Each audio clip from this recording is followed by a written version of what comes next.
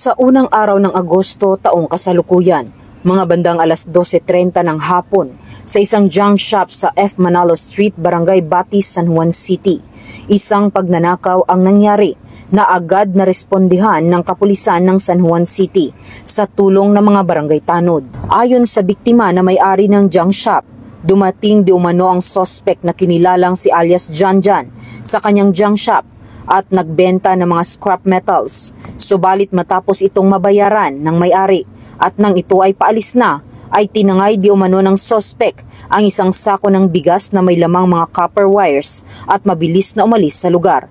Mabuti na lang at nakita ng may-ari ang pagtangay ng suspect sa nasabing sako.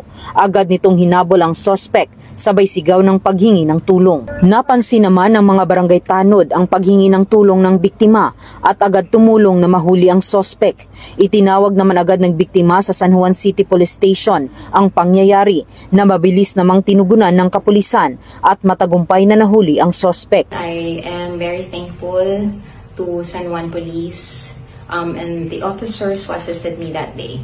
I am a regular citizen of San Juan City for more than 20 years now, and during those 20 years, I think I was able to ask for police assistance more than twice already.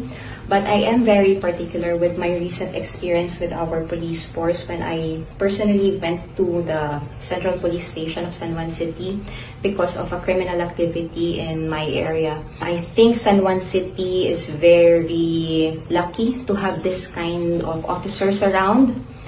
And I hope that my sharing of my experience could also encourage other regular citizens like me, not just in San Juan City, to also share their positive experience with their local police force, because I believe that this could also encourage other police officers to not just work within their call of duty, but also work beyond it with empathy. Matapos basahan ng kanyang karapatan ang suspect, ay pansamantala itong nakakulong sa San Juan City Police Station Custodial Facility para sa kaukulang disposisyon.